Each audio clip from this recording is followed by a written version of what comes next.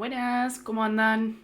Bueno, en el día de hoy vamos a ver la clase de proteínas plasmáticas. Inicialmente, antes de centrarnos bien en las proteínas plasmáticas, vamos a hablar un poquito de la sangre y del plasma de forma general. Imagínense que nosotros agarramos una muestra de sangre y la colocamos en un tubito de ensayo en presencia de anticoagulantes y la centrifugamos. Si hacemos eso, lo que va a suceder es que esa muestra de sangre va a quedar dividida en tres fracciones, que son el hematocrito, que el hematocrito es lo que queda hacia abajo, que eso es la fracción de glóbulos rojos que hay dentro de la sangre. Cuando hablamos de la fracción de glóbulos rojos, es el porcentaje de glóbulos rojos en comparación a toda la sangre, que se va a componer de un 40-45% de la totalidad de la sangre. Por encima del hematocrito va a quedar acá otra capa. Esta fracción es la capa leucocitaria, que también se le llama línea blanca o línea alba, que lo que va a contener, como dice su nombre, van a ser los leucocitos, plaquetas, o sea, va a contener otras células sanguíneas que no sean los glóbulos rojos, que esto es menos del 1%. Y por encima de esto, la mayor cantidad de lo que se compone la sangre es de la fracción que no tiene células, o sea, es una fracción líquida pero no celular, que es el plasma justamente y compone un 55-60% del plasma, y es a lo que le llamamos sobrenadante, ¿sí? Porque está por encima de las células sanguíneas. Entonces, esas serían las tres fracciones. Los glóbulos rojos, recuerden que también son llamados eritrocitos, y si hablamos del porcentaje o la fracción de glóbulos rojos que hay dentro de toda la muestra de sangre, eso es lo que le llamamos hematocrito. Por encima de eso, la capa leucocitaria, que se compone del resto de las células que no sean los glóbulos rojos, o sea, los leucocitos, glóbulos blancos o las plaquetas, que son menos del 1%, y por encima de eso tendríamos entonces el plasma, que es la parte líquida que no contiene células, ¿sí? Acá a la parte celular de la sangre, o sea, lo que sería el hematocrito y la capa leucocitaria, en conjunto se le conoce también como elementos formes de la sangre. Los elementos formes de la sangre, por lo tanto, son las células sanguíneas. Y el plasma sería la parte líquida. Dijimos que el porcentaje total de hematocrito en la sangre es en un promedio de 40-45%, pero estos valores tienen variantes. Por ejemplo, en las mujeres puede disminuir a 42% y en los hombres puede llegar hasta 50%. En las mujeres baja un poco, eso es debido a la menstruación, que ahí se pierde una buena cantidad de sangre. Pero serían valores normales también. El plasma, ¿qué es lo que va a contener? Contiene todo esto. Obviamente el principal componente del plasma, como es líquido, va a ser el agua, que eso ocupa un 90%. Después va a tener las proteínas plasmáticas, que es de lo que trata esta clase, que estos valores de acá los tienen que conocer bien. Lo que contiene de proteínas plasmáticas en el total del plasma es de 7 a 7,5%, que si lo vemos en otras medidas, eso sería de 7 a 7,5 gramos cada 100 mililitros de sangre, o de 7 a 7,5 gramos por decilitro, es lo mismo.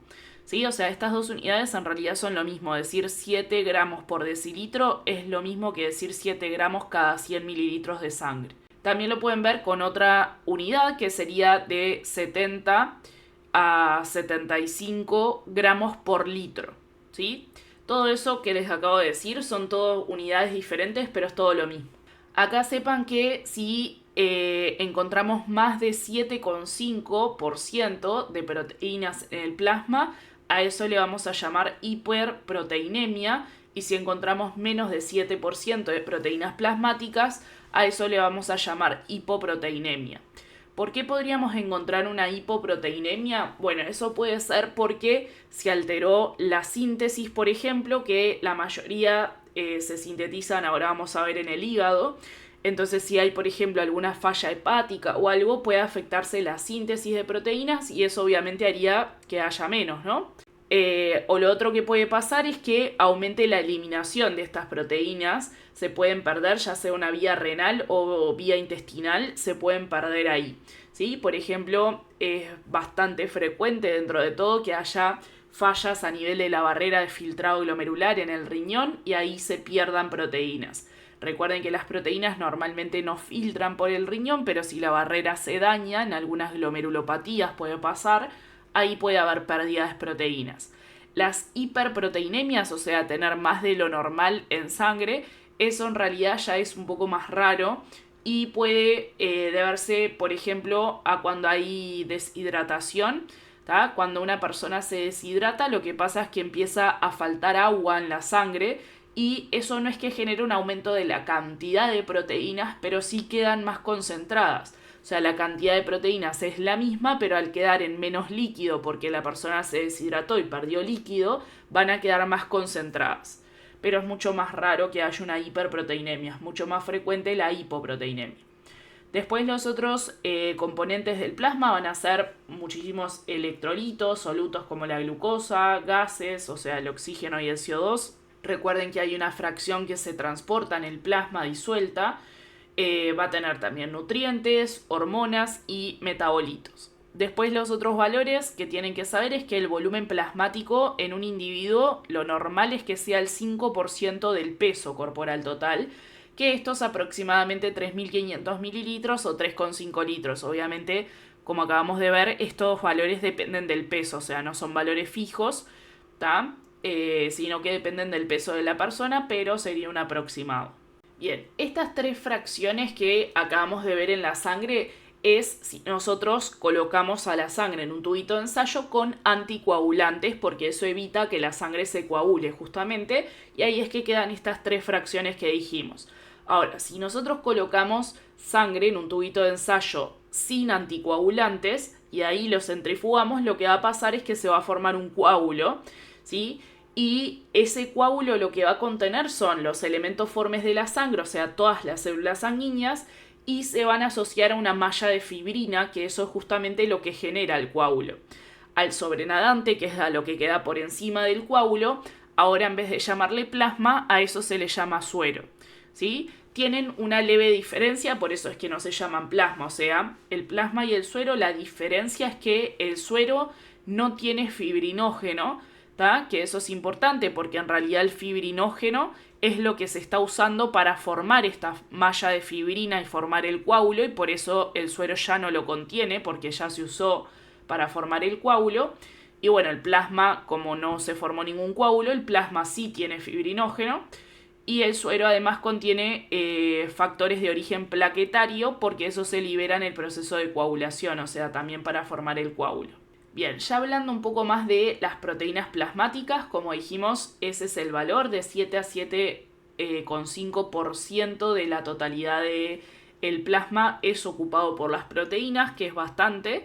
Y las proteínas plasmáticas están ubicadas en el plasma, obviamente, aunque también pueden estar ubicadas en los líquidos extracelulares e incluso muchas veces están más concentradas en los líquidos intercelulares que en el plasma, pero no se sintetizan allí, sino que acá en todos estos tejidos es donde se puede sintetizar. Como les decía, en realidad el órgano que se encarga más que nada de la síntesis de proteínas es el hígado. Él es el que sintetiza el 80% de las proteínas que tenemos en el plasma. Después los plasmocitos también se encargan de sintetizar una buena cantidad de proteínas, que son las inmunoglobulinas. Después los leucocitos, como los macrófagos, también sintetizan el endotelio, y hay otras células más que pueden y otros órganos más que pueden sintetizar, ¿sí? O sea, todos ellos las sintetizan y después van hacia el plasma. ¿Cuáles son las funciones? Acá tenemos las funciones más importantes de las proteínas plasmáticas, que son el transporte de moléculas en el plasma, ¿sí? Vieron que hay muchas moléculas, por ejemplo, hormonas que hemos visto en DREAM, que esas hormonas, si son hidrofóbicas, quiere decir que no pueden circular disueltas en el plasma porque no son afines al agua.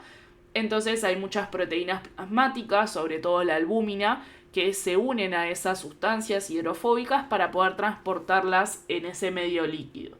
También al asociarse a hormonas, por ejemplo, como decíamos, impiden que esas sustancias como las hormonas sean eliminadas en la orina, porque como dijimos antes, las proteínas no filtran por el riñón, entonces al unirse a esas sustancias hacen que tampoco puedan filtrar por la barrera y por eso no se eliminan en la orina. También tienen otra función importantísima regulando el pH, ¿sí? Junto a la hemoglobina, ambas regulan muy bien el pH. Las proteínas plasmáticas lo que aportan es un 15% de la capacidad amortiguadora total de la sangre, que es bastante. Después, también otra función importantísima que tienen es contribuyendo a la presión oncótica o coloidosmótica del plasma, y la presión oncótica plasmática es de 28 milímetros de mercurio. Que eso sirve, ahora después vamos a hablar, pero eso sirve para retener líquido en la sangre y que no se fugue al intersticio porque eso generaría edema. Y además también contribuye al complemento aniónico del plasma porque la mayoría de estas proteínas plasmáticas tienen carga negativa, entonces contribuye a generar esas cargas negativas del plasma. Y después otro dato que tendrían que saber de forma general es la vida media de las proteínas plasmáticas, que en realidad es bastante variable, todo depende de cuál sea, pero puede ser de semanas a minutos. Bueno, como dijimos, una de las funciones de las proteínas plasmáticas es contribuir a generar lo que es la presión oncótica o presión coloidosmótica. La presión oncótica o coloidosmótica es lo que en realidad ya vimos en cardio y después también hablamos en DREM, que es la presión ejercida por las proteínas, ¿sí? Y depende de la concentración de las proteínas en el plasma. Es uno de los determinantes de la presión osmótica, que es lo que genera el movimiento del agua, ya sea desde el capilar al intersticio o desde el intersticio al capilar.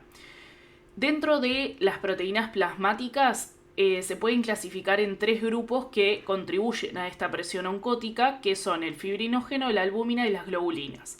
Como vemos acá, ahí lo que les puse fue los porcentajes en los que contribuyen a la presión oncótica. La albúmina, como vemos acá, es el principal determinante de la presión oncótica, o sea, es el que más contribuye en un 80%, o si lo vemos en milímetros de mercurio, es un 21,8 milímetros de mercurio.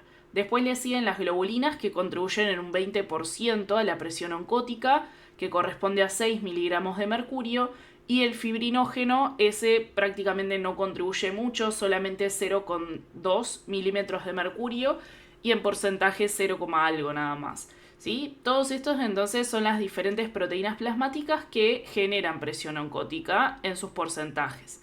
Si sumamos todos estos milímetros de mercurio que tenemos acá, lo que nos da es 28, ¿sí? Que entonces, como habíamos visto antes, ese es el valor de presión oncótica que hay en el plasma. Fuera de los capilares, la presión oncótica que hay en el intersticio es de 8 milímetros de mercurio. O sea, acá lo que tenemos es el capilar, tenemos ahí el extremo arteriolar, que es el que lleva la sangre a ese capilar, y acá el extremo venular, que es desde donde se va la sangre del capilar. Ese es el tejido con el que este capilar se está intercambiando, y el espacio que queda entre el capilar y el tejido, eso es lo que le llamamos intersticio. De esto tienen que saberlo grande en realidad, porque este es un tema que ya vimos en cardio de cómo es que se da el intercambio de líquido, pero recuerden que la sangre llega por el extremo arteriolar, o sea, llega por acá, ahí va a ocurrir el intercambio de líquido y de todos los nutrientes con el tejido, y la sangre después se va a ir por el extremo venular. Recuerden que para que se dé este intercambio en realidad no solamente está la presión oncótica, sino que la otra presión que contribuye al movimiento del líquido es la presión hidrostática, y entre las dos se va jugando para que haya este intercambio de líquido. La presión hidrostática es la presión que ejerce un líquido por su mismo peso, que depende básicamente de la cantidad de líquido que esté llegando a ese capilar. Y la presión oncótica, como dijimos, es la presión que ejercen las proteínas. Entonces, acá en realidad la presión oncótica tiene un valor fijo en todo el capilar, que son estos 28 milímetros de mercurio, y un valor fijo en el intersticio, que es de 8. El líquido en realidad tiende a seguir donde hay mayor concentración de proteínas o donde hay mayor presión oncótica. O sea, si miramos los valores, donde hay mayor presión oncótica es dentro del capilar, y como dijimos, el líquido tiende a seguir donde hay más presión oncótica. Pero, como también dijimos, o sea, según eso, el líquido tendería siempre a entrar al capilar, ¿no? Si acá hay más presión oncótica dentro del capilar y el líquido va hacia donde hay más, el líquido tendería a entrar hacia el capilar. Pero como dijimos, esta no es la única presión que juega acá, sino que está la presión hidrostática. Y lo que pasa en el extremo arteriolar es que, si bien por la presión oncótica el líquido tendería a entrar, lo que pasa es que la presión hidrostática es mucho más alta que la presión oncótica y eso genera la salida del líquido, ¿sí? O sea, en el extremo arteriolar, en realidad, si bien por la presión oncótica el líquido tendería a entrar, la presión hidrostática es mucho mayor en el capilar y según la presión hidrostática el líquido tiende a salir del capilar e ir hacia el intersticio, ¿sí? A lo cual a esa salida de líquido del capilar al intersticio se le llama filtración. Entonces, por más que la presión oncótica contribuya, lo que pesa más en el extremo arteriolar es la presión hidrostática, ¿sí? Por los valores que los de la presión hidrostática en el capilar son más altos que la presión oncótica, entonces se termina filtrando igual el líquido desde el extremo arteriolar hacia el intersticio. Ahora, si nos paramos en el extremo venular, es al revés. Lo que va pasando es que la presión hidrostática, que es la que hace que el líquido tienda a filtrar en el extremo arteriolar, se va reduciendo a medida que vamos yendo hacia el extremo venular. Cada vez es menos.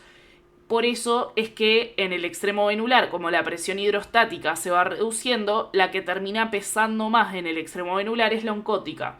Y como dijimos, según la presión oncótica, el líquido tiende a entrar al capilar porque es hacia donde hay más proteína. Entonces, por eso es que en el extremo venular se tiende a la reabsorción, que es el pasaje de líquido desde el intersticio hacia el capilar.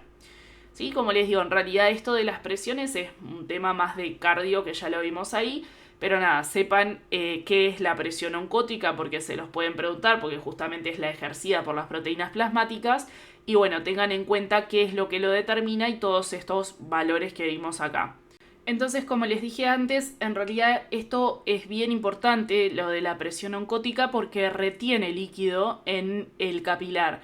¿Qué es lo que pasa? Imagínense que por algún motivo se empiezan a perder proteínas plasmáticas. Si se empiezan a perder proteínas plasmáticas, este valor de 28 va a empezar a bajar.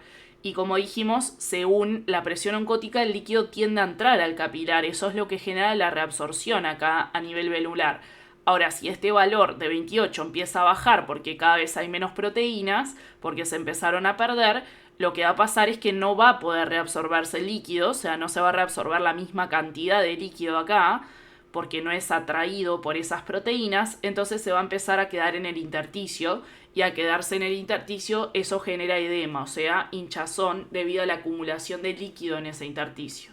Bueno, ¿y cómo es que se estudian las proteínas plasmáticas? Se estudian mediante la electroforesis, que comprende la corrida electroforética, que es estas bandas que quedan marcadas acá, y el densitograma, ¿sí? ¿Qué es lo que se hace?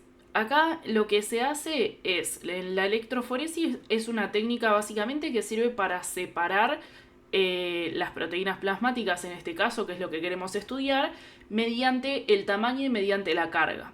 Entonces lo que se hace es, primero se va a tomar una muestra de suero, o sea, de lo que sería el plasma, pero de la sangre coagulada, que recuerden que a eso le llamamos suero, como explicamos antes, y se coloca ese suero en esto verde que ven acá, que esto es acetato de celulosa, es un papel simplemente, y luego se aplica una diferencia de potencial eléctrico, generando que hacia un polo quede con carga positiva y hacia el otro polo con carga negativa. El polo que queda con carga positiva se le llama ánodo y el que queda con carga negativa se le llama cátodo. ¿Sí? Ahí tengan cuidado, no se confundan con lo que es un anión y un catión, porque es totalmente al revés el tema de las cargas. ¿Tá? Vieron que las proteínas plasmáticas, por ejemplo, como habíamos dicho anteriormente, tienen la mayoría carga negativa, o sea, son aniónicas. ¿Tá? Pero acá en la electroforesis se le llama como al revés, o sea, el que tiene carga al polo con carga positiva se le llama ánodo y al de carga negativa se le llama cátodo. ¿Sí? Estas se colocan desde el cátodo, desde ahí se las hace correr. ¿Tá? Se coloca acá el suero y de ahí van corriendo. Entonces, ¿hacia dónde van a correr la mayoría? Y bueno, la mayoría, si ellas tienen carga negativa, son atraídas por las cargas positivas del ánodo, entonces van a correr la mayoría desde cátodo hacia ánodo, o sea, desde la carga negativa hacia la carga positiva, porque negativo y negativo se repele y negativo y positivo se atraen. Entonces, como la mayoría tiene carga negativa, van a correr siendo atraídas por esta carga positiva. También corren dependiendo del tamaño, ¿sí? Una vez que se hace eso y se las deja correr, ahí lo que se observa es que quedan 5 bandas marcadas, que son estas que tenemos acá. La primera banda que queda hacia el ánodo, o sea, hacia la carga positiva, es la albúmina, o sea que la albúmina es la que tiene carga más negativa de todas y es la más pequeña. Y después quedan otras 2 bandas que son las bandas alfa, alfa 1 y alfa 2. Después la banda beta y la banda gamma es la que queda hacia el cátodo, o sea, hacia la carga negativa.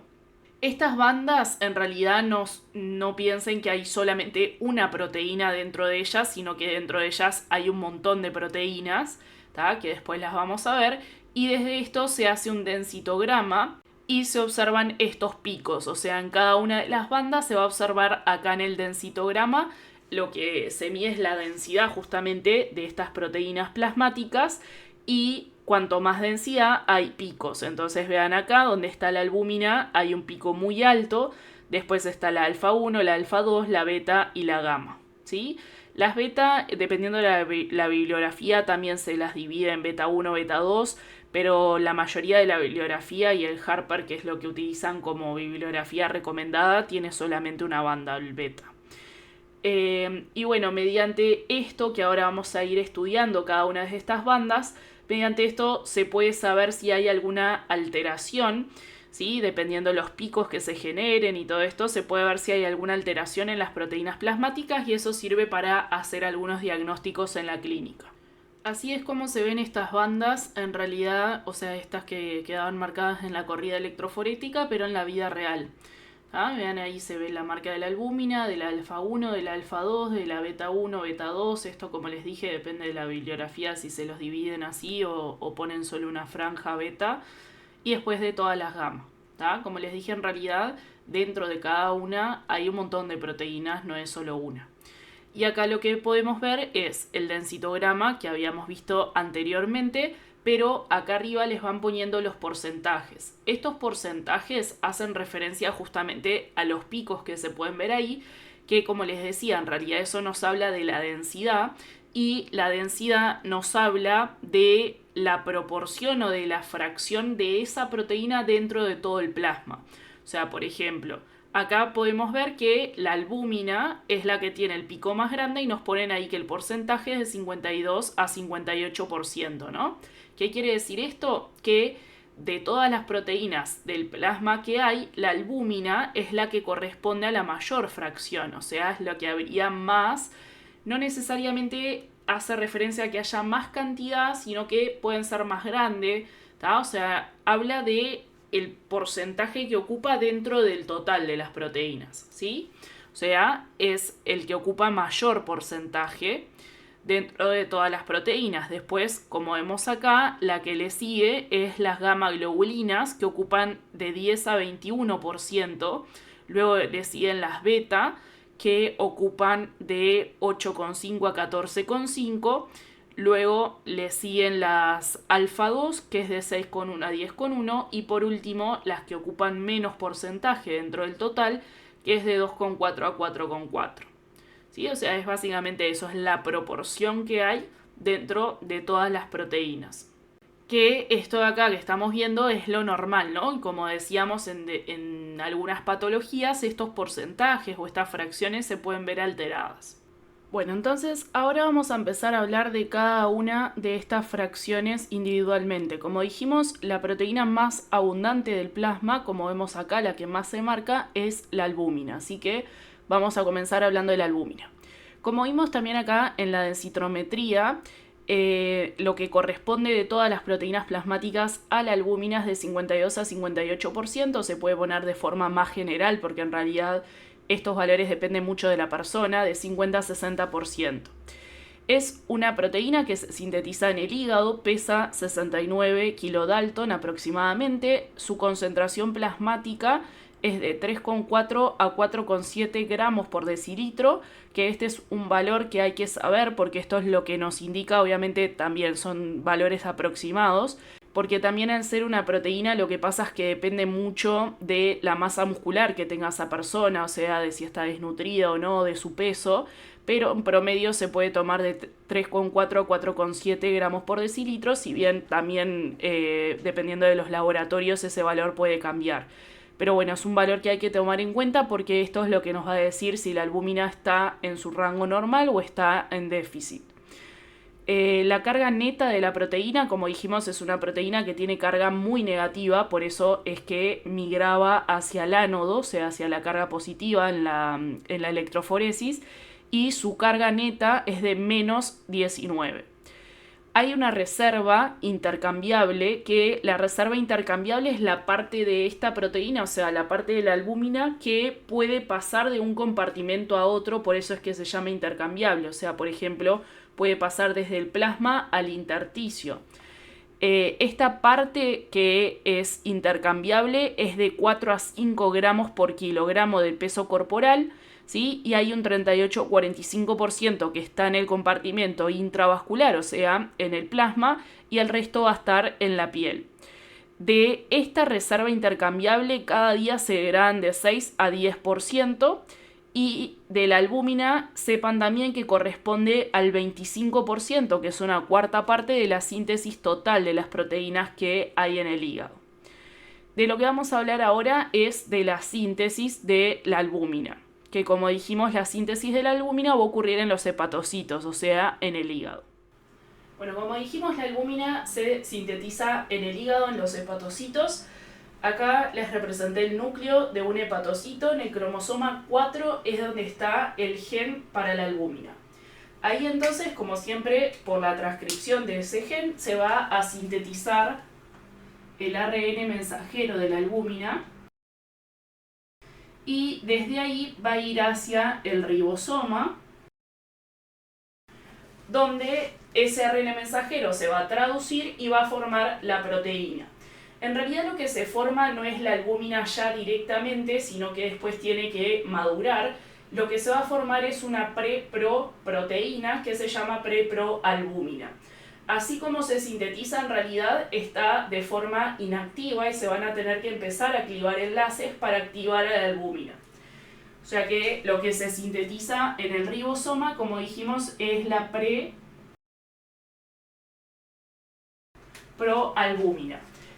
¿Cómo es que se conforma? Hacia el extremo amino terminal, lo que va a tener es el péptido señal, que el péptido señal tiene 18 aminoácidos, luego tiene otra secuencia de aminoácidos que se llama propéptido, que tiene 6 aminoácidos, y hacia el extremo carboxiterminal, ahí ya va a tener la secuencia de aminoácidos para la albúmina, que es una secuencia de 585 aminoácidos. Esta entonces es la preproalbúmina y como les decía, de esta forma en realidad todo esto es una cadena de aminoácidos mucho más larga, como vemos, pero así está de forma inactiva. Eso se sintetiza en el polirribosoma y el péptido señal sirve para guiar a esta preproalbúmina para que pase y pueda llegar hasta el retículo rugoso. O sea que el siguiente paso va a ser ese, llegar hacia el retículo rugoso. Eso lo hace guiada por el péptido señal. En el retículo rugoso lo que va a suceder es que la preproalbúmina se va a procesar y ahí hay peptidasas que van a clivar este primer enlace de acá.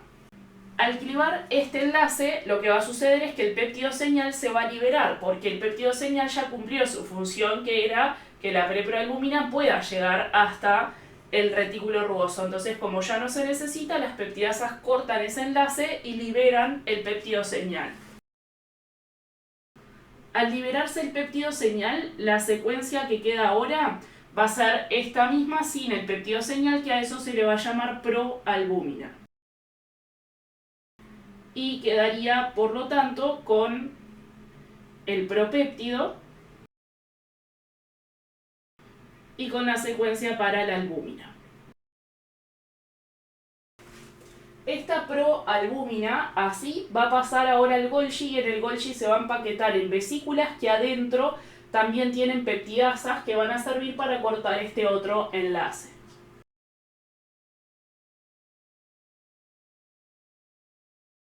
Entonces, como les decía, la proalbúmina pasa al Golgi. En el Golgi se empaquetan vesículas que tienen peptidasas que se llaman convertasas. Las convertasas lo que hacen es clivar este otro enlace y al clivar, al romper ese enlace, queda el propéptido hacia un lado y la albúmina ya activa hacia otro lado. O sea que ahí en la vesícula es donde se termina de activar la albúmina y ahí queda pronta. Esta vesícula es una vesícula de exocitosis, por lo tanto va a ir hacia la membrana del hepatocito, se va a fusionar con la membrana y de esa forma, entonces, por exocitosis se va a liberar la albúmina hacia el plasma.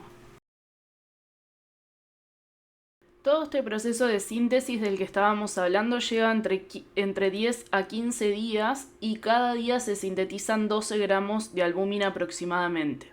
De la albúmina que pasó al plasma y siendo sintetizada por el hígado, puede ir pasando hacia el espacio extravascular y incluso el 60% queda en el espacio extravascular y solamente el 40% restante es lo que queda en el plasma.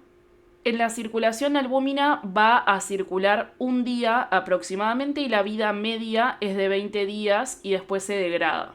A su vez sepan que el hígado, el riñón, el músculo y algunas otras células pueden captar esta albúmina y ahí la llevan hacia los lisosomas donde es degradada y como es una proteína, al ser degradada lo que se van a formar son aminoácidos libres que estos pueden ir hacia otros tejidos para sintetizar nuevas proteínas, o sea, se utilizan para resíntesis de proteínas. A su vez sepan que la albúmina es una forma entonces de poder transportar aminoácidos desde el hígado hacia otros tejidos periféricos, como decíamos, para que pueda sintetizar nuevas proteínas. ¿Cómo es la estructura de la albúmina? La estructura de la albúmina es esto que pueden ver acá, que se dice que tiene forma de corazón. Es una proteína globular que es pequeña, como decíamos, de todas las fracciones que tenemos, la albúmina es la más pequeña de todas y eso lo que hace es favorecer la migración de la albúmina. Como ya dijimos, tiene 585 aminoácidos, la forma madura y activa. De esos, 35 aminoácidos son cisteínas y de las 35 cisteínas hay 34 que generan puentes disulfuro entre ellas y hay una de esas cisteínas que permanece libre y sirve para captar moléculas, que una de las principales funciones que tiene la albúmina justamente es poder unir sustancias que sean hidrofóbicas para poder transportarlas por la sangre y eso lo puede hacer gracias a esta cisteína que queda libre para captar estas moléculas. En total tiene 17 enlaces disulfuro, puentes disulfuro. Tiene a su vez un grupo sulfidrilo libre que le va a servir para poder unir de forma covalente algunas sustancias y poder transportarlas por la sangre, por ejemplo el óxido nítrico, penicilina, óxido nitroso, glucatión, entre otro montón. La estructura que tiene, como vemos acá, vieron que está toda como enrollada, es una estructura en alfa hélice y no tiene hoja beta plegada, que eso a veces preguntan. O sea, es solamente alfa hélice lo que tiene y en realidad es una sola cadena que se encuentra enrollada formando esta forma de corazón, como decíamos. Lo otro que tienen que saber es que no va a estar glicosilada, que en realidad todo el resto de las proteínas, la gran mayoría sí están glicosiladas. Esta no tiene ninguna glucosa unida, ni tampoco tiene otro grupo prostético. A su vez, esto también lo tienen que saber, que tiene una forma elipsoidal y esto sirve para no aumentar la viscosidad del plasma, que esto es importante porque, por ejemplo, otra proteína que es el fibrinógeno, después vamos a ver que no tiene esa forma, tiene una forma más alargada y eso aumenta la viscosidad del plasma. O sea que la albúmina, por su forma elipsoidal, no genera más viscosidad del plasma. Como dijimos, tiene una sola cadena que va a tener 3 dominios y esos dominios tienen sectores que se llaman A y B. ¿Cuáles son las funciones de la albúmina? Bueno, como dijimos, va a tener funciones en el transporte de un montón de moléculas que ahora vamos a ver y como ya dijimos también tiene la función generando la presión oncótica. La albúmina en su estructura tiene muchos bolsillos hidrofóbicos y cargas negativas, que estas son las cosas que le permiten unir moléculas hidrofóbicas. ¿Qué es lo que transporta todo esto y más cosas? Una de las cosas que transporta son ácidos grasos, que pueden ser saturados o insaturados, no importa, todos los ácidos grasos los puede transportar y sobre todo los transporta desde el tejido adiposo hacia otros tejidos o al revés, desde otros tejidos hacia el tejido adiposo. Transporta el 99,9% de los aminoácidos, o sea, como ven ahí prácticamente todos. Y si están los ácidos grasos en una concentración normal, cada molécula de albúmina puede transportar 1 o 2, pero si los ácidos grasos están aumentados en el plasma, ahí aumenta su capacidad de transporte y puede transportar hasta 4 ácidos grasos por molécula de albúmina. Otras cosas que puede transportar, obviamente, es todo lo que sea hidrofóbico o lipofílico, ¿no? O sea, que sea lipofílico es que sea afín a los lípidos, e hidrofóbico es que no sea afín al agua. Entonces todas estas sustancias, como son afines a los lípidos pero no al agua, no pueden circular bien disueltas en la sangre porque eso es un medio líquido. Por eso es que se van a poder unir a la albúmina para que ella los pueda transportar. En realidad la mayoría de las cosas ya las vimos en DREAM. Por ejemplo, la bilirrubina no conjugada, recuerden que ella es hidrofóbica, entonces se va a poder unir a la albúmina para ser transportada hacia el hígado, que es donde se va a conjugar. Después las hormonas que son liposolubles, que son las hormonas tiroideas y las esteroideas, que las esteroideas derivan del colesterol. Y a su vez, al unirse estas hormonas a la albúmina, lo que genera es que al estar unidas a esa proteína plasmática, hace que a enzimas les sea más difícil degradarlas y eso les aumenta la vida media de circulación en plasma a estas hormonas. También puede unir a los eicosanoides, o sea, a las prostaglandinas, tromboxanos, a los leucotrienos y lipoxinas. Puede unir a un aminoácido que es el triptófano, a las vitaminas liposolubles, en realidad no todas, sino puede unir parcialmente a la vitamina A porque el resto de las vitaminas liposolubles tienen otros mecanismos de transporte. O sea, tienen globulinas específicas para ser transportados o se pueden transportar también por las lipoproteínas que también vimos en DREAM. También los ácidos biliares y puede también unir muchos cationes metálicos como por ejemplo el cobre. El cobre en realidad lo mismo, tiene otras proteínas que lo transportan, por eso la albúmina transporta solo un 10% del cobre. Puede unir magnesio, el zinc y el calcio, vean que la mayoría se transportan unidos a la albúmina, ¿tá? Porque justamente la albúmina tiene carga negativa, entonces puede servir para unir todos estos cationes que tienen carga positiva. Después también hay muchos fármacos que son hidrofóbicos o lipofílicos, como las sulfonamidas, la penicilina G, el ácido acetilsalicílico, entre otros, que también pasa lo mismo. Si se llegan a administrar vía oral, eso después se absorbe en el intestino y pasa a la sangre, entonces la albúmina los tiene que poder transportar hacia el hígado o hacia el riñón donde se metabolizan. A su vez se dice que la albúmina también tiene funciones protectoras porque puede actuar como antioxidante uniéndose a la bilirrubina o a otras sustancias y además puede transportar toxinas hacia el hígado para después poder ser eliminadas. Y bueno, la otra función, que ya la dijimos en realidad, es contribuir a la presión oncótica, ¿sí? La albúmina es responsable del 75-85% de la presión oncótica del plasma, que se toma como un promedio un 80%.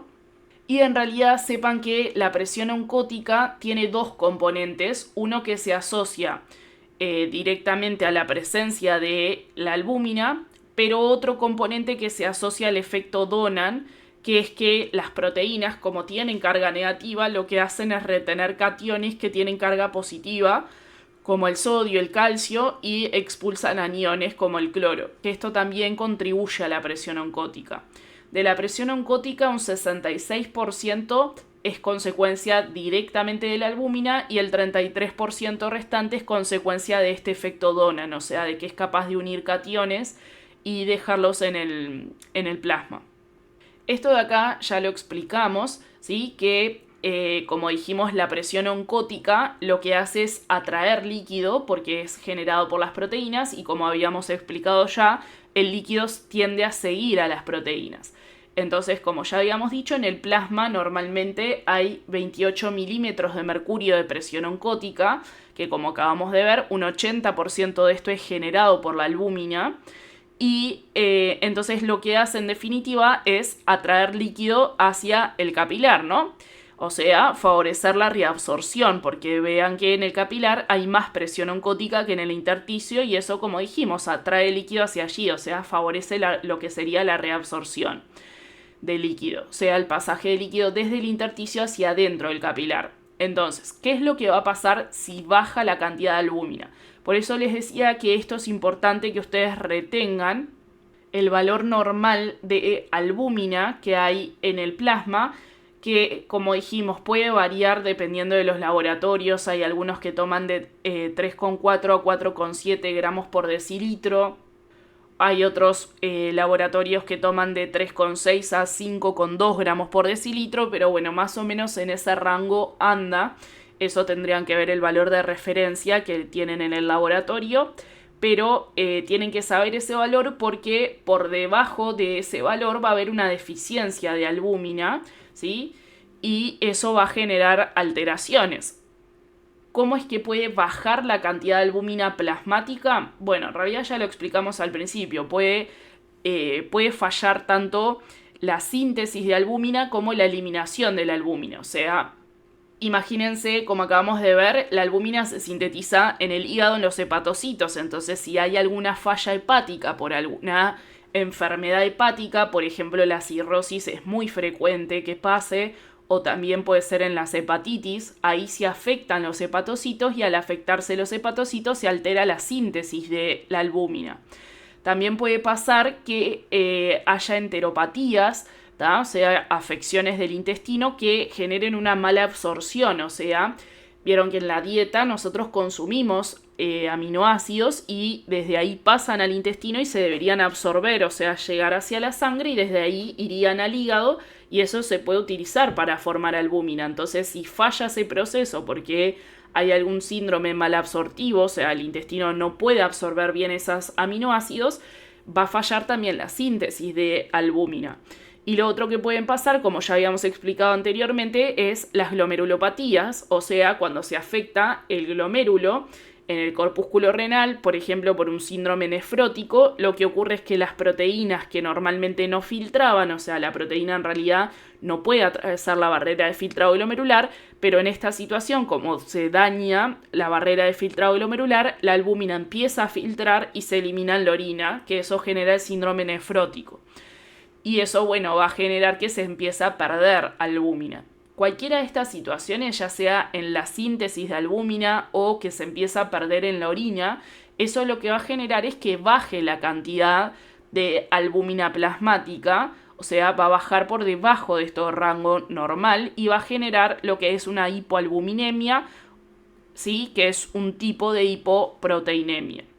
Y bueno, si baja por debajo de 2 gramos por decilitro, ahí lo que se va a producir es edema, ¿tá? Que era lo que decíamos, en realidad la albúmina acá contribuye a la presión oncótica en el capilar, que eso atrae el líquido hacia ahí, genera reabsorción.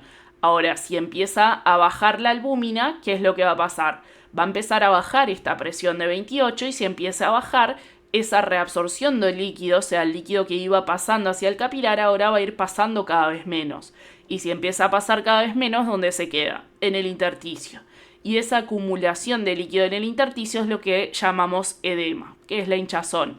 ¿Tá? Vean acá, esto lo van a estudiar en la clínica, ¿sí? Esto es un edema que cuando los edemas son bastante grandes, pueden haber otras causas, pero por ejemplo debido a la deficiencia de albúmina, lo que se hace es, como ven ahí, apoyar el dedo y cuando sacan el dedo queda la marca, ¿tá? Eso es de todo el líquido que está acumulado ahí y a eso se le llama signo de Godet y se le dice que es un edema que deja Godet, ¿tá? Que es de todo el líquido acumulado ahí. Y en realidad esto, porque hay edemas que dejan Godet y otros que no.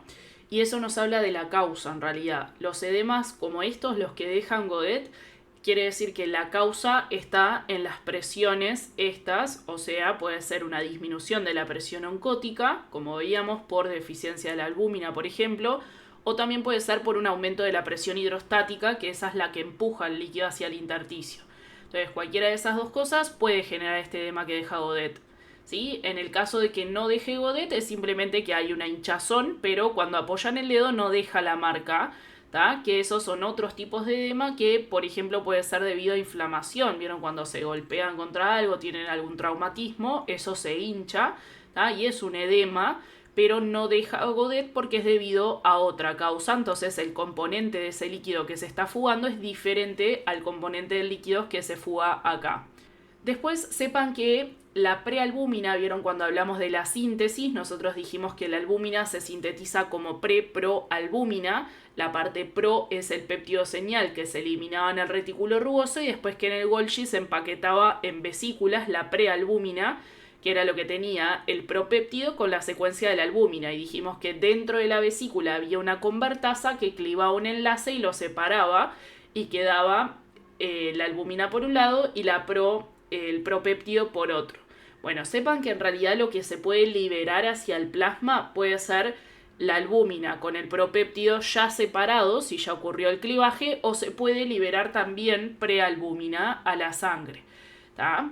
¿Por qué les digo esto? Porque la prealbúmina en realidad también se puede marcar en la electroforesis. Si vamos un poquito para atrás, vean acá, ahí tienen la marca de la albúmina y siempre tienen una marquita antes que eso es la prealbúmina. ¿Tá? O sea que también se puede marcar en la electroforesis, que es esto mismo que ven acá, vean ahí. Eso bien alto es la albúmina y ese aumentito que hay antes, eso es de la prealbúmina. La prealbúmina es muy poco visible, o sea, en ese que les mostraba ahí se ve bastante bien, pero a veces está menos marcado. Y en realidad es importante porque sirve para evaluar el estado nutricional de la persona.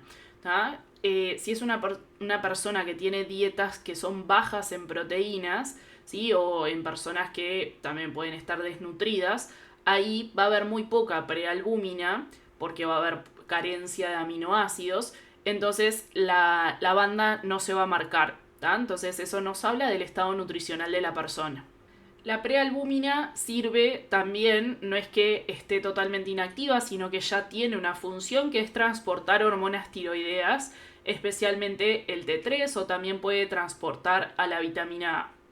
Bueno, vamos a pasar a la siguiente banda electroforética, que es la fracción alfa.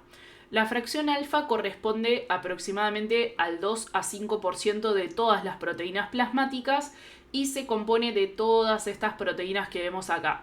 La principal proteína que compone la fracción alfa y por ende es la más importante y de la que más vamos a hablar es la alfa-1 antitripsina, ¿tá? Que es una antiproteasa. Esa, como les dije, es la principal y vean acá corresponde a un 90% de todos los componentes de la fracción alfa.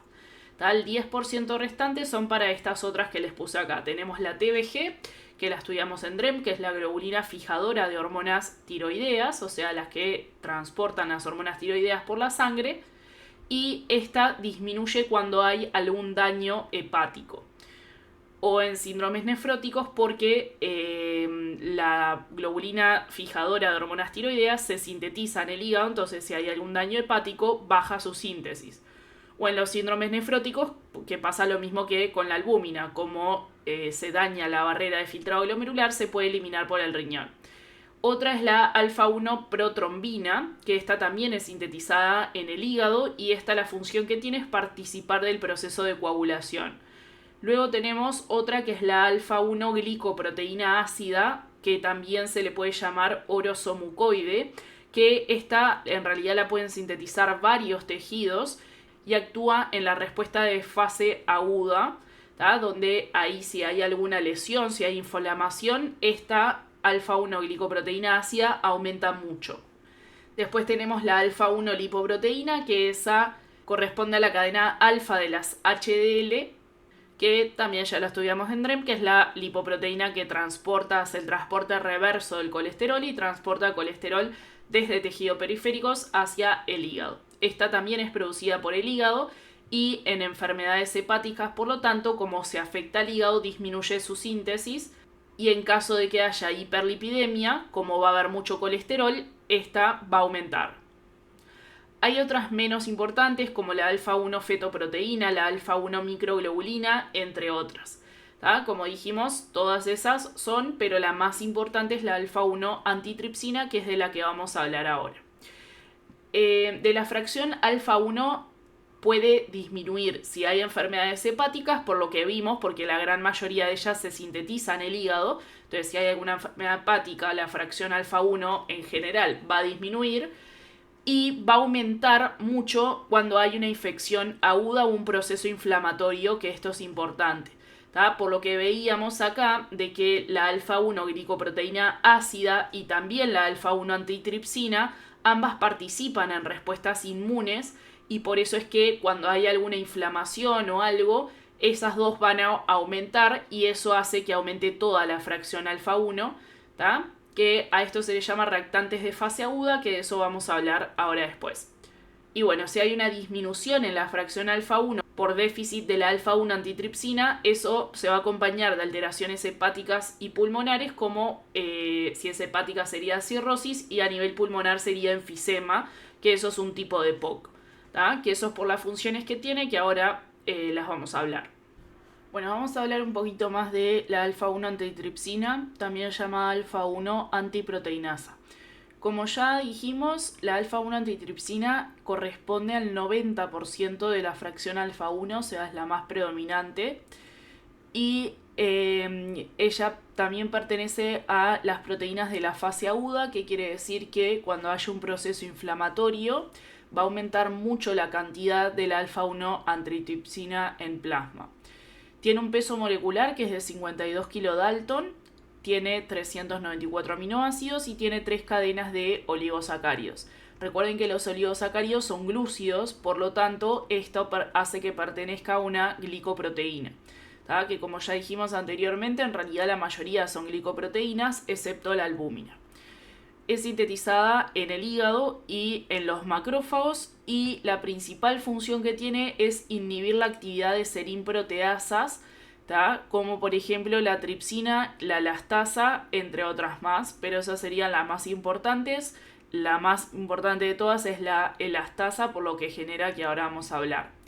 En realidad sepan que existen muchas variantes de la alfa-1 antitripsina porque hay muchos alelos. ¿Qué quiere decir esto? Que los alelos que hay son alelo M, alelo Z y alelo S. Son muchas variantes del mismo gen, eso es un alelo, o sea, el gen es uno, pero tiene muchas variantes.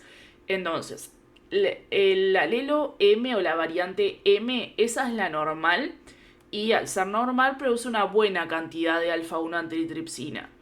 Después el alelo S ya produce un poco menos de alfa-1 antitripsina y el Z produce muy poquito, casi nada de alfa-1 antitripsina. O sea que lo normal es el M, los otros dos serían más patológicos porque producen muy poquita cantidad. Entonces el genotipo MM, que quiere decir que los dos alelos son M, eso es lo normal, ¿no? Porque acabamos de decir que el alelo M es lo normal y si tiene dos, uno heredado del padre y uno de la madre, que los dos son M, eso sería algo normal. Y ese es el genotipo y origina un fenotipo que se llama PIN. Y después pueden tener muchas variantes de esto. Por ejemplo, pueden tener uno ZZ y uno ZS. Estos dos en realidad son los más complicados porque, como dijimos, el Z es el que menos produce alfa-1 antitripsina y el S produce pero poco. ¿Qué quiere decir? Que ambos genotipos van a tener deficiencias de la alfa-1 antitripsina que pueden ser grandes y severas. ¿Qué va a generar esto? Como dijimos, la alfa-1 antitripsina se encarga de inhibir ciertas proteasas porque tienen actividad proteolítica muy grande, o sea, degradan mucho y por eso la alfa-1 antitripsina se encarga de inhibirlas a ellas para que no rompan todo, básicamente. ¿Tá? Entonces, al tener deficiencia de la alfa-1 antitripsina, quiere decir que van a tener más tripsina y más elastasa de lo normal, que estas dos son enzimas que, como dijimos, degradan mucho, tienen mucho poder degradativo. Entonces no van a tener a quien frene la acción degradativa que ellas tienen. Entonces, ¿qué es lo que va a suceder? Sobre todo Entonces, ¿qué es lo que va a suceder? La tripsina, recuerden que se sintetiza en el páncreas, entonces si se activa puede generar pancreatitis, pero acá a lo que le dan más relevancia es al tema de la elastasa. La elastasa es una enzima que lo que hace habitualmente es degradar fibras elásticas, ¿tá? Puede ser en el hígado, puede ser en el pulmón, pero degrada fibras elásticas. Entonces, ¿qué es lo que va a suceder? Normalmente la elastasa está siendo inhibida por la alfa-1 antitripsina, entonces no hay ningún problema, no se degradan esas fibras elásticas, o en realidad lo que se genera es un balance entre lo que se está sintetizando de fibras elásticas y las que se están degradando. Y eso hace que quede siempre normal, ¿no? Pero ahora lo que va a pasar es que, como no hay alfa-1 antitripsina o hay muy poca, lo que va a empezar a pasar es que la elastasa no se va a poder inhibir porque le falta el inhibidor. Como no se puede inhibir la elastasa, empieza a aumentar mucho su actividad y empieza a romper todo, empieza a degradar todas las fibras elásticas, ¿tá? Eso a nivel del hígado, cuando se degradan las fibras elásticas, se genera un daño hepático que puede producir hepatitis o cirrosis. Y en el caso del pulmón, al degradarse las fibras elásticas, lo que se produce es enfisema. No sé si se acuerdan, en la parte de respiratorio nosotros vimos dos enfermedades que tenían que ver con las fibras elásticas. Una era la fibrosis pulmonar, que eso es un aumento de las fibras elásticas, y otro era el enfisema, que el enfisema es cuando se rompen esas fibras elásticas. Recuerden que en el pulmón tienen mucha importancia las fibras elásticas porque son uno de los componentes que le da la retractilidad al pulmón, ¿tá? Para que la persona pueda expirar normal, pueda sacar el aire normalmente. ¿Se acuerdan que el proceso de inspiración es activo porque hay contracción muscular y eso expande los pulmones? Ahí entra el aire y para poder sacar el aire el pulmón se tiene que achicar, se tiene que retraer y, como dijimos, uno de los componentes que genera la retracción son las fibras elásticas, ¿tá? Eso es algo que lo hace volver a la forma de origen y ahí la persona puede sacar el aire. Ahora, ¿qué es lo que va a suceder? Que como la elastasa ahora está muy activa, rompe esas fibras elásticas. Entonces, como dijimos, las fibras elásticas normalmente le dan la retracción al pulmón, pero ahora al romperse, ¿qué le va a pasar al pulmón? Va a quedar expandido todo el tiempo y no se puede retraer, ¿tá? Queda totalmente expandido y al quedar totalmente expandido la persona no puede sacar el aire porque, como dijimos, en realidad el pulmón primero se retrae, ahí se achica, aumenta la presión y después saca el aire. Pero al tener la elastasa que rompe esas fibras elásticas, el pulmón queda siempre distendido, no puede aumentar su presión y no puede sacar el aire a la persona. Le cuesta expirar y eso genera lo que se llama hiperinsuflación pulmonar, que es justamente que todo el aire queda retenido adentro y por eso es una hiperinsuflación, queda muy grande los pulmones con todo el aire metido adentro. Eso que acabamos de explicar recién, eso es un tipo de EPOC, ¿tá? EPOC hay de dos tipos, uno es por el enfisema, que es eso que acabamos de decir, a la persona le cuesta sacar el aire porque los pulmones quedan totalmente distendidos. Lo otro que tienen que saber que está vinculado con eso es lo del humo de tabaco. El humo de tabaco también afecta a la alfa-1 antitripsina, o sea, puede ser un defecto genético, por esto que estábamos hablando, ¿tá? Pero lo más frecuente en realidad es que sea por el humo de tabaco. ¿Sí? El humo de tabaco, ya sea porque la persona es fumadora o porque sea fumadora pasiva, el humo de tabaco afecta la actividad de la alfa-1 antitripsina. Entonces inactiva la alfa-1 antitripsina, no deja que actúe y por ende la elastasa se activa. Y al activarse la elastasa, hace todo lo que dijimos recién, rompe las fibras elásticas, genera el enfisema y eso genera EPOC. ¿Tá? Por eso las personas fumadoras o fumadoras pasivas son mucho más propensas a tener EPOC que una persona que no lo es. Entonces, como dijimos, lo normal es que la alfa-1 antitripsina inhiba a la elastasa, y la elastasa, que es la enzima que degrada las fibras elásticas, al ser inhibida, esas fibras elásticas pulmonares no se van a degradar, entonces el pulmón tiene una retractilidad normal y la persona logra expirar de forma normal. Ahora, ¿qué es lo que pasa cuando es patológico? Bueno, como dijimos, esto puede ser una alteración que puede ser genética o puede estar dada por el humo de tabaco. Lo que hace esa alteración genética o el humo de tabaco es inhibir la acción de la alfa-1 antitripsina. Entonces, recuerden que la alfa-1 antitripsina, como dijimos, lo normal es que inhiba la elastasa, pero como ahora ella está inhibida, la elastasa se activa. Y al activarse la elastasa, se van a empezar a degradar las fibras elásticas del pulmón y eso genera el enfisema. Bueno, vamos a pasar ahora a la siguiente fracción ahí en la electroforesis, que es la fracción alfa 2. La fracción alfa 2 va a contener todas estas proteínas, que son la alfa 2 macroglobulina, alfa 2 aptoglobina, alfa 2 ceruloplasmina, alfa 2 lipoproteína y la eritropoyetina. Todas estas se originan, o sea, se sintetizan en el hígado, también puede haber otros órganos, eso ahora después lo hablamos, menos la eritropoyetina, que esta se sintetiza en el riñón. La gran mayoría de ellas van a participar en procesos inflamatorios y, como venimos hablando, siempre que participan en procesos inflamatorios van a ser proteínas de la fase aguda. Y esto quiere decir que cada vez que haya inflamación o infección van a aumentar su concentración y por ende la fracción alfa 2 aumentaría.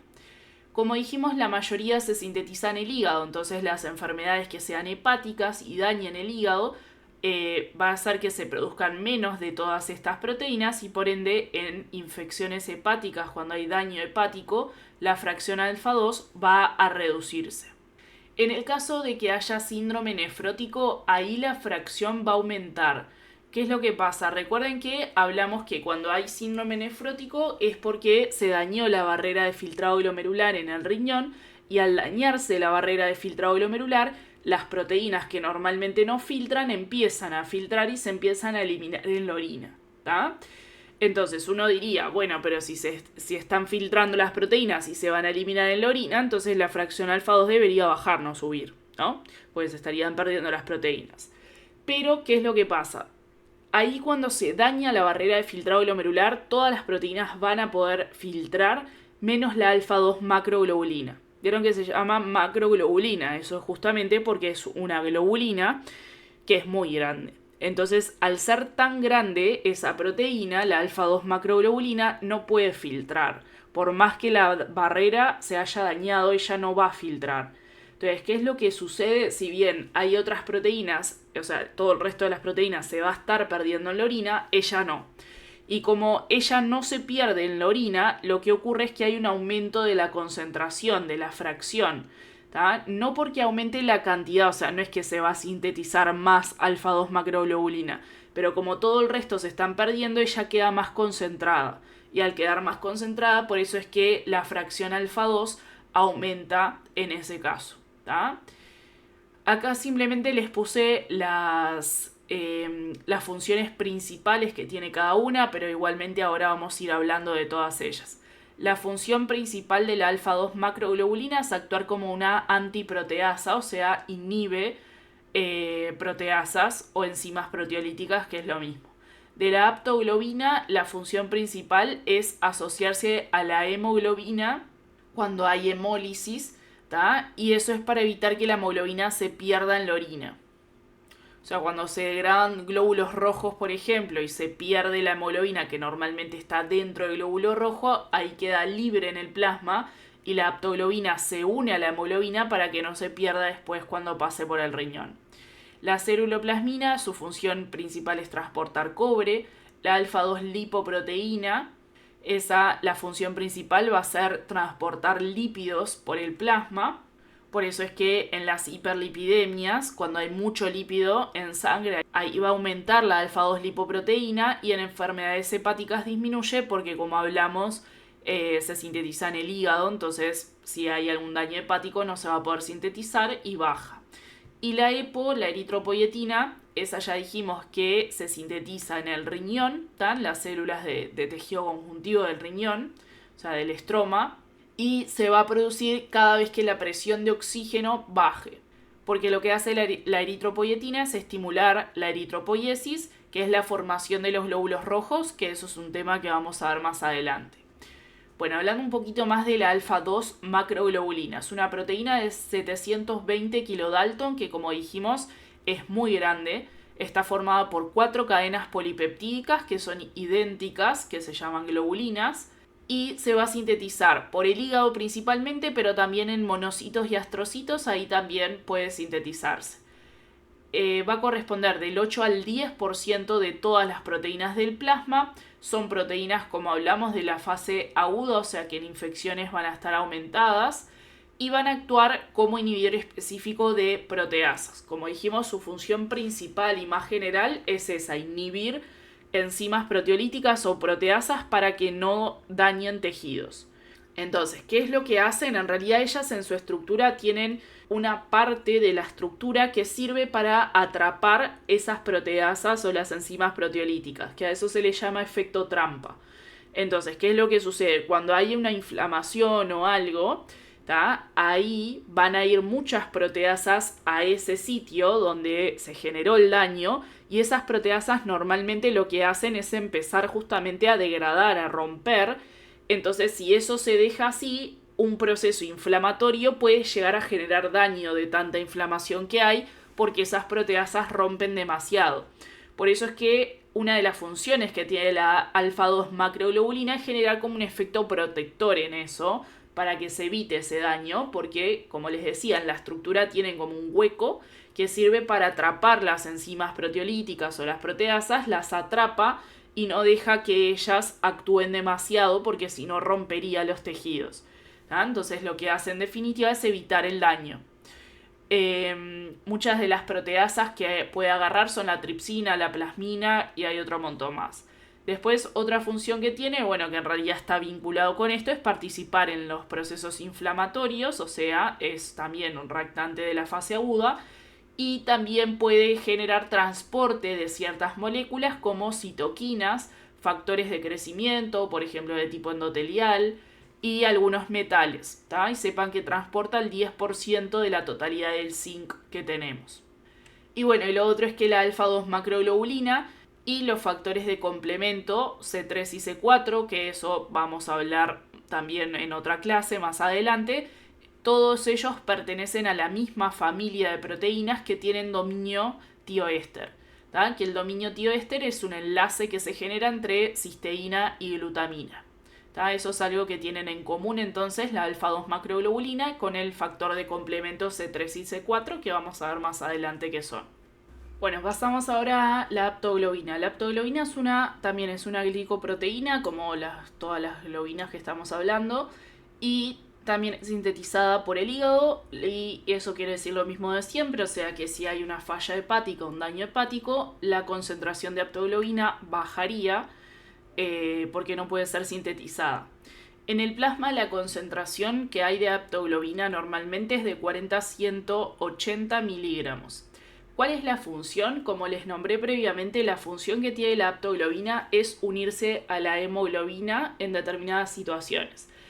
Entonces recuerden, y bueno, lo vamos a ver en las clases siguientes, que la hemoglobina es una proteína que sirve para transportar oxígeno y tiene hierro, eso dentro del glóbulo rojo. O sea, la hemoglobina siempre en situaciones normales circula dentro de los glóbulos rojos o eritrocitos.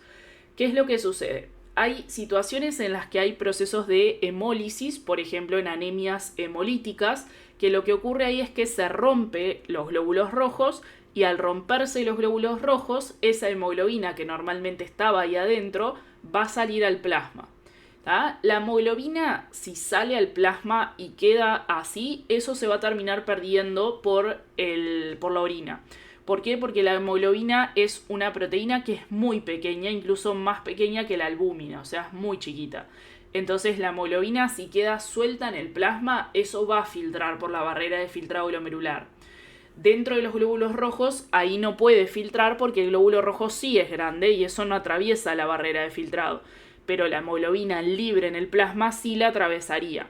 Entonces empezaría a perder por la orina e incluso eso genera que se pierda hierro porque la hemoglobina tiene hierro, y también en los túbulos la hemoglobina puede precipitar y formar como una masa más espesa, como una especie de coágulo. Para que me entiendan, no es un coágulo, se llama precipitado nomás, pero para que me entiendan sería como una especie de coágulo, o sea, queda como más espeso y eso se tranca en los túbulos renales y bueno, hace que la persona no pueda orinar bien. ¿tá? Entonces, ¿qué es lo que va a suceder? Bueno, no queremos que pase nada de eso, ¿no? O sea, no queremos que esa hemoglobina, en el caso de que haya habido una hemólisis, no queremos que se pierda, ¿no? A nivel renal. Entonces, ¿qué es lo que va a pasar? A la hemoglobina que queda libre en el plasma, no la que va dentro del glóbulo rojo, que eso es lo normal, sino la que va libre en el plasma, sepan que esa se le llama hemoglobina extracorpuscular, ¿tá? Y lo que va a suceder es que para que no se pierda por la orina, la aptoglobina se va a unir a la hemoglobina. Al unirse van a generar un complejo que es aptoglobina-hemoglobina y ese complejo es mucho más grande y más pesado, ¿tá? O sea, tiene mayor masa molecular y al ser más grande eso ya no puede atravesar la barrera de filtrado glomerular. Entonces lo que hace la aptoglobina básicamente es unirse a la hemoglobina extracorpuscular, que es la que está libre en el plasma. Eso no deja que se filtre la hemoglobina, entonces si no se filtra no se elimina en la orina. Y ahí queda retenida en el plasma y una vez que queda retenida en el plasma, eso va a ir hacia el hígado que la puede reconocer, ese complejo hemoglobina-aptoglobina. Ahí en el hígado lo reconoce y lo que hace después es degradarlo y el grupo hemo con el hierro se utiliza para formar bilirrubina, ¿tá? Que después se termina, como si recuerdan de DREAM, se termina eliminando la bilirrubina en la orina o en la materia fecal. La vida media de la aptoglobina, así sola, es de 5 días y cuando se une a la hemoglobina, ahí la vida media del complejo aptoglobina-hemoglobina pasa a ser de 90 minutos, o sea, es mucho más bajo. ¿Qué quiere decir esto? Que cuando una persona tiene anemia hemolítica, y por ende va a pasar todo esto, si hay anemia hemolítica, como dijimos, es que se rompen los glóbulos rojos y se libera la hemoglobina al plasma, ahí se va a generar el complejo aptoglobina-hemoglobina. Entonces, en esa situación, ¿qué es lo que va a suceder? Que, como acabamos de ver, ahora la vida media es mucho menor. Y eso que genera que, como la vida media es mucho menor, se degrada antes de tiempo y la aptoglobina baja. Entonces, en una situación de anemia hemolítica se puede ver un descenso de la aptoglobina, ¿tá? Por eso mismo, porque se estaría uniendo a la hemoglobina y ahí la vida media es mucho menor. O sea, dura menos. Por eso es que va a bajar los niveles de aptoglobina en una situación de anemia hemolítica. Después, esto de acá, también esto se los nombra en el teórico, así que por las dudas sépanlo, que existen 3 variantes de la aptoglobina, que pasa lo mismo que hablábamos con la alfa-1 antitripsina, o sea, de un mismo gen se generan varios variantes, varios alelos, ¿tá? Que se le llama aptoglobina 1.1, aptoglobina 2.1 y aptoglobina 2.2. Y algunas de las variantes se pueden relacionar con enfermedades inflamatorias porque la aptoglobina es otra de las proteínas de la fase aguda y aumenta en respuestas inflamatorias, ¿tá? Por eso alguna de esas variantes también se puede asociar a algunas enfermedades inflamatorias. Bueno, y después nos queda hablar de la ceruloplasmina, que es una proteína de 160 kilodalton, es de color azul porque al unirse al cobre eso genera una coloración azulada. Es una proteína que se sintetiza en el hígado y puede, como dijimos, transportar cobre. Esa es su principal función. Transporta hasta 6 átomos de cobre cada molécula de ceruloplasmina. El cobre se une con muchísima afinidad a la ceruloplasmina, ¿tá? Y eso genera que pueda transportar hasta el 90% del cobre del plasma. La albúmina es quien transporta el otro 10%. Lo que sucede en realidad es que la ceruloplasmina, por un lado, es muy buena para poder transportar el cobre, porque como dijimos, une con mucha afinidad al cobre, pero el problema es cuando la ceruloplasmina lo quiera soltar en un tejido. O sea, para transportarlo es excelente porque lo agarra con mucha afinidad. Pero cuando la ceruloplasmina llega hacia un tejido y quiera soltar al cobre para que se pueda entrar al tejido, ahí le va a costar justamente de tanta afinidad que tiene. Entonces, en realidad la que termina siendo más eficiente, si bien es la que une menos cantidad de cobre porque no tiene tanta afinidad, pero la que termina siendo más eficiente en definitiva es la albúmina. Porque si bien une menos cantidad de cobre, como dijimos, porque la afinidad es menor, cuando llega a un tejido lo va a poder soltar y lo va a poder ceder. Después, la otra función que tiene es que puede actuar como ferrooxidasa, ¿tá? O sea que ahí lo que va a hacer es oxidar al hierro y puede convertir átomos de hierro más 2 en hierro más 3 al oxidarlos. Bueno, vamos ahora con la fracción beta. La fracción beta es la que le sigue, como vemos acá, entonces se aleja menos del cátodo. o sea, queda más hacia la carga negativa, que es la que estaría de este lado. Y como vemos acá y como les había dicho anteriormente, depende de la bibliografía si se los dividen o no, ¿tá? Pero se puede dividir en una franja que sería beta 1 y en una que sería beta 2.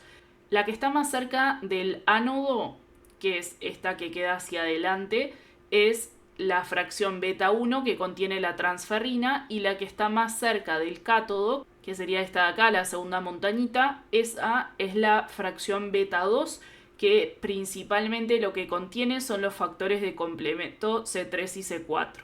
Los factores de complemento, eso como ya les dije, lo vamos a ver más adelante porque participan de la respuesta inmune. Y bueno, después en la fracción beta no solamente están esos factores de complemento y la transferrina, sino que también van a estar lipoproteínas beta, que serían las beta LDL y las beta VLDL. También hay hemopexina y también hay beta 2 microglobulina. Cuando la fracción beta en general disminuye, eso sería por hipogamaglobulinemias, también en hepatopatías, porque como siempre la principal se sintetizan en el hígado, y también en infecciones crónicas. Pasando a hablar un poquito más de la transferrina también vamos a hablar más adelante, pero sepan que es otra de las glicoproteínas sintetizadas por el hígado. El peso molecular es bastante pequeño, es de 76 kilodalton. La concentración en el plasma es de 300 miligramos de cilitro. Y bueno, la función principal que tiene la transferrina es transportar el hierro por el plasma y lo lleva hacia el tejido donde se necesite ese hierro. Lo que transporta son 2 moles de hierro en estado más 3, o sea, oxidado por mol de transferrina. O sea, esto en otras palabras quiere decir que cada molécula de transferrina puede transportar 2 átomos de hierro más 3. La capacidad de unión al hierro es de 300 microgramos de hierro por decilitro, y la transferrina va a aumentar por la falta de hierro. Esto es porque cuando están bajitas las concentraciones de hierro en el plasma, se necesita que se forme más transferrina para poder captar ese poquito que hay y ahí poder transportarlo hacia los tejidos.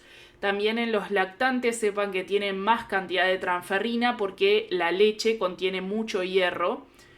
Y bueno, también contiene transferrina para que ese hierro se pueda transportar. Y los lactantes lo único que toman es leche y por eso tienen más cantidad de transferrina. Y va a disminuir en enfermedades hepáticas, en procesos infecciosos y en enfermedades como que generen el síndrome nefrótico, que ya hablamos que se afecta, por ejemplo, la barrera de filtrado glomerular y eso hace que se pierda en la orina.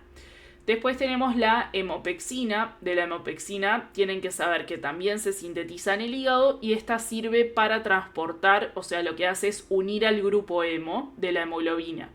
¿Tá? Es como parecida a la aptoglobina, ¿sí? Pero en vez de unir a la hemoglobina entera, une solamente al grupo hemo de la hemoglobina, o sea, cada vez que, por ejemplo, hay una hemólisis y se rompe el glóbulo rojo y se libera la hemoglobina a la sangre, bueno, el grupo hemo solamente puede ser transportado por la hemopexina.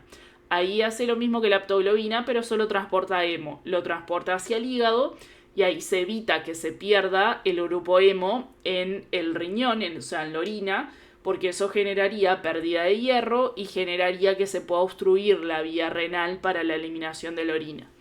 Y bueno, lo va a transportar hacia el hígado y ahí en el hígado se va a degradar el grupo hemo por el catabolismo del grupo hemo y ahí va a servir para poder formar bilirrubina.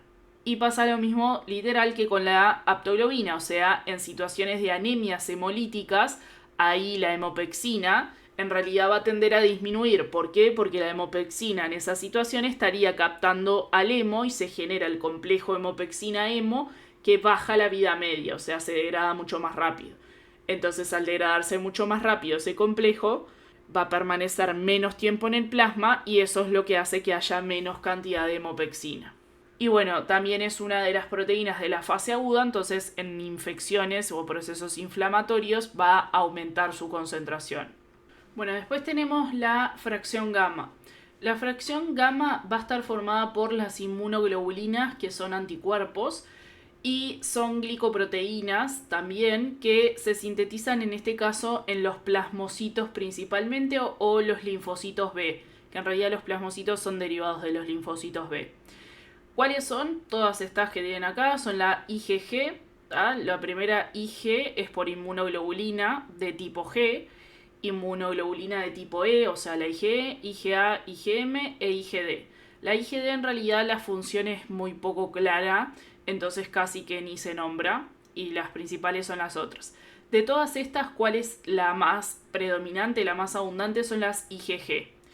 Y cuando aumentan las Ig e IgA, eso puede aumentar la fracción beta en general.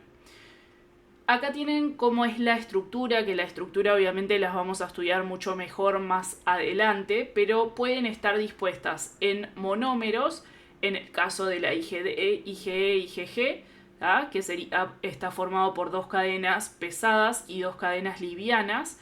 En el caso de la IgA, vean que es un dímero, o sea, tiene 2 monómeros, como vemos acá. Y en el caso de las IgM son pentámeros, o sea, tienen 5 monómeros. ¿Cuál es la función principal? Bueno, como dijimos, si hablamos en términos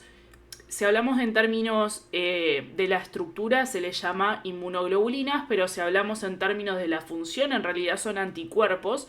Entonces lo que van a tratar de hacer es defendernos contra virus, bacterias o patógenos, o sea que pertenecen también al sistema inmune. La función entonces va a ser reconocer y unirse antígenos específicos que sean de patógenos, como virus o bacterias, como les nombraba. Ahí los neutralizan y después los marcan para que posteriormente sean destruidos. O también pueden activar el sistema de complemento. Esto es, como les digo, de forma muy general porque estos son temas que vamos a hablar mucho más adelante, así que esto es lo básico. Después lo otro que tienen que saber es que la fracción gamma puede mostrar una banda monoclonal, o sea, en el tema de la electroforesis hay una rayita que se puede marcar mucho más en la fracción gamma, que si lo vemos en la densitometría pasa esto, en realidad la fracción gamma debería ser mucho más bajita y acá tiene un pico. Ese pico monoclonal lo que está representando es que hay algún tipo de las inmunoglobulinas que está muy aumentado.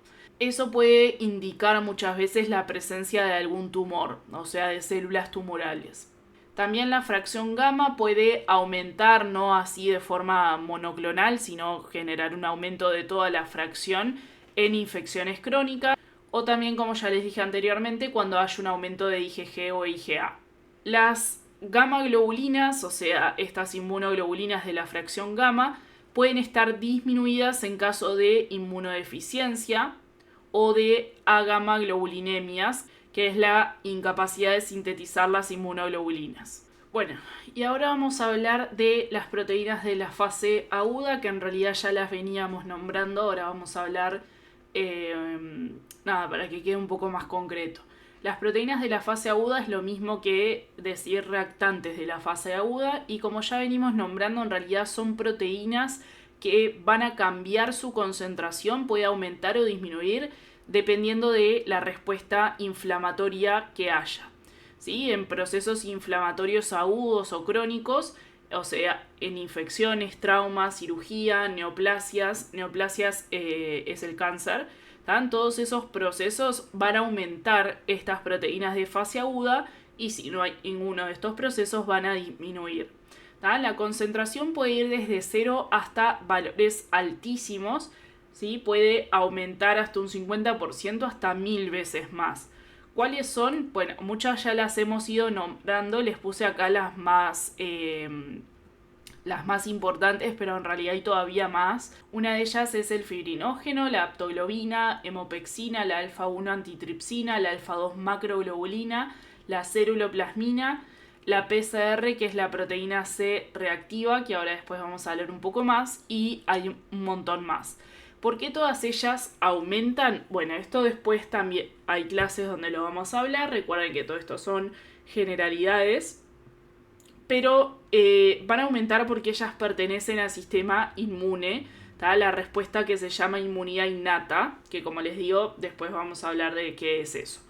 Acá les puse las funciones grandes que tendrían, o sea, como pertenecen al sistema inmune, lo que van a tratar de hacer es defendernos, básicamente, o sea, proteger al organismo, controlar infecciones, limitar los daños que se generen por esos procesos inflamatorios y favorecer la reparación de los tejidos. Lo que sucede es que cuando hay algún daño en un tejido, se activa toda la respuesta inflamatoria y en realidad eso hay que estar controlándolo porque si no de tanta inflamación se genera daño en los tejidos. Entonces, acá como les digo les puse algunas características, funciones en realidad, principales de ellas en la respuesta, que serían la alfa-2 macrolobulina y la alfa-1 antitripsina. Lo que hacen es inhibir enzimas que destruyan tejidos, o sea, proteasas. Las inhiben para que no se destruya demasiado los tejidos. El fibrinógeno, eso lo vamos a hablar en clases siguientes, pero favorece la coagulación de la sangre y eso es para evitar pérdida de mucha sangre. La PCR, la proteína C reactiva, esa se une a bacterias y las marca para que posteriormente se destruyan. Y después la aptoglobina y la hemopexina, como vimos, estas dos captan hierro. La aptoglobina de la hemoglobina y la hemopexina del grupo hemo, pero en definitiva las dos pueden captar hierro y eso hace que bacterias se destruyan, porque hay muchas bacterias que se alimentan del hierro para sobrevivir. Entonces, como ellas captan ese hierro, no lo dejan disponible para esas bacterias y esas bacterias que se venían alimentando del hierro, si no lo tienen como nutriente, se mueren. Entonces, todo esto en realidad, si se fijan, son formas de defendernos o de limitar daño. Cuando hay respuestas inflamatorias, sobre todo agudas, son las en donde más aumentan todas ellas. Bueno, el fibrinógeno, sepan que en realidad, acuérdense lo que vimos al principio, de que si la electroforesis se está haciendo con una muestra de suero, ahí no hay fibrinógeno, por eso no aparecería en la electroforesis. Si se estuviese haciendo con una muestra de plasma, ahí sí hay fibrinógeno y se podría ver en la electroforesis. ¿En dónde es que aparecería? Aparecería en la fracción beta. De la proteína C reactiva PCR. La PCR es una de las más importantes porque es la que se utiliza mucho en la clínica, o sea, se les solicita a los pacientes que se les mida la PCR porque es un marcador justamente de inflamación, o sea, si está alta nos va a decir que el paciente probablemente esté cursando un proceso inflamatorio en ese momento. Se sintetiza en el hígado como la gran mayoría y también pertenece a la fracción beta. Está constituido por un pentámero, como vemos ahí, que forma un anillo y la concentración plasmática normal es menor a 10 miligramos por litro. Pero como dijimos, si hay en ese momento un proceso inflamatorio agudo, ahí ese valor aumenta muchísimo. ¿Por qué es que aumenta? Porque en esas situaciones en las que hay inflamación, ahí los macrófagos, células endoteliales, los linfocitos T, adipocitos, sintetizan interleuquina 6 y TNF-alfa, que estos dos, la interleuquina 6 y TNF-alfa, van hacia el hígado y ahí estimulan la síntesis de la PCR. Y por eso es que aumenta mucho. ¿Qué es lo que hace la PCR? O sea, ¿en qué nos ayuda? Como vimos anteriormente, dijimos que se unía a bacterias y las marcan para su destrucción, que eso es la función principal que tienen, que a eso se le llama que opsoniza, que de todo eso también vamos a hablar mucho más adelante, pero lo que hace es eso, unirse a un patógeno, o puede ser mismo una célula que tenga algún daño, y le genera una marca, que eso se le llama opsonización, le genera una marca. ¿Para qué? Para que esa marca después sea reconocida por los macrófagos y ahí los macrófagos, una vez que reconocen la marca que generó la PCR, lo fagocitan y eso evita que se siga propagando el daño. Y además de eso también puede colaborar con el sistema de complemento uniéndose a células dañadas. Y todo esto en conjunto, como ya dijimos anteriormente, son respuestas que participan de la respuesta inmune innata. Bueno. Después hay algo que se llama relación albúmina-globulina, que básicamente nos habla de la proporción que hay de albúmina respecto a las otras proteínas plasmáticas. Recuerden, acá lo que les puse fueron los porcentajes normales aproximados que hay de cada una de las fracciones. De albúmina, recuerden que es lo que hay más, es un 60%, de la fracción alfa-1 un 4%, de la alfa-2 10%, de la beta es un 12% y de la gamma un 15%. Esas son las fracciones, los porcentajes normales aproximados, pero obviamente pueden tener variaciones y como ya estuvimos viendo, pueden variar dependiendo de diversas situaciones, por ejemplo, si hay inflamación, etc. En realidad hay dos índices que se pueden medir acá. Este de acá es el índice AG, que lo que mide es la relación de la albúmina en el numerador y en el denominador son las proteínas totales menos albúmina. Que bueno, como vemos acá es lo que les decía al principio, o sea, es la relación entre la albúmina y el resto de las otras proteínas plasmáticas. Lo normal es que haya, que el índice este sea 1,2. Y después tenemos otro índice que es el índice A gamma, que mide, es parecido al otro, pero en vez de medir con las proteínas totales, la relación se mide con las gamma globulinas, o sea, en el numerador es la albúmina respecto a las gamma globulinas que lo medimos en el denominador. Entonces, lo normal de este índice es que sea de 4,2. Entonces, hay patologías que pueden variar estos índices, ¿no? Recuerden que una de las cosas que puede pasar es que disminuya la concentración de albúmina o, por ejemplo, si hay una falla hepática, lo que más va a bajar es la albúmina. Entonces, si baja la albúmina, pueden ver esto como una fórmula, como para que les quede más claro el tema de la relación. Si baja la albúmina, como está en el numerador, lo que va a suceder es que el índice AG va a disminuir. ¿Tá? O sea, un índice AG disminuido sería menor a 1,2 y ¿eso qué querría decir? Quiere decir que bajó la concentración de albúmina respecto a las proteínas totales que había. Y lo mismo con el índice gamma, ¿no? O sea, acá si bajó la albúmina va a pasar lo mismo, el índice va a disminuir, ¿tá? Y esto quiere decir que va a ser menor a 4,2 y quiere decir que va a haber menor concentración de albúmina respecto a las gamma globulinas. También lo otro que puede suceder es que en vez de bajar la albúmina puede pasar que haya un aumento de las gamma globulinas, porque las gamma globulinas, recuerden que son anticuerpos que aumentan cuando hay procesos inflamatorios más bien crónicos, ahí aumentan y eso generaría que, recuerden, lo miran como una fórmula, entonces si aumenta el denominador sería inversamente proporcional y eso hace que el índice baja. Entonces, si aumentan las gamma globulinas respecto a la albúmina, el índice A gamma bajaría y eso quiere decir que quedaría menor a 4,2. Bueno, acá vamos a ver con esta imagen y vamos a ver alteraciones que pueden haber en el proteinograma, son ejemplos simplemente. Acá tenemos lo que es normal. Recuerden que esto es la albúmina, ahí tenemos la alfa 1, acá la alfa 2, beta y todo esto que es gamma. Esto es cómo cambia el proteinograma cuando hay una reacción inflamatoria en una fase aguda, o sea, una fase aguda quiere decir que es de este momento. Ahí, ¿qué son los cambios que vemos si hay una reacción inflamatoria aguda? Vemos que la albúmina, que era la primera marquita, disminuyó, vieron que la marca bajó un poquito, o sea, bajó la albúmina. Después podemos ver acá que la alfa 1 y la alfa 2 ahí subieron, ¿no? Vieron que se marcan más. Las gamma globulinas también subieron un poquito. La fracción beta, si bien acá no se nota mucho, también puede aumentar un poco. Y esto es, recuerden, porque acá está la alfa 1 antitripsina, la alfa 2 macroglobulina, que esas participaban en los procesos inflamatorios. O sea, son reactantes de la fase aguda, por eso es que hace que aumenten estas fracciones. Después en la reacción inflamatoria, en este caso crónica, vean que también disminuye la albúmina, acá sube la alfa 1 y la alfa 2 respecto a lo normal, y vean que acá lo más importante es que aumenta muchísimo la fracción gamma, ¿tá? Porque acá la reacción inflamatoria es crónica, quiere decir que ya tiene un tiempito de evolución, y al tener más tiempo de evolución lo que ocurre es que al cuerpo le da como más tiempo a poder sintetizarse los anticuerpos, las inmunoglobulinas. Por eso es que en las reacciones inflamatorias crónicas, como les decía antes, ahí se marca muchísimo más la fracción gamma.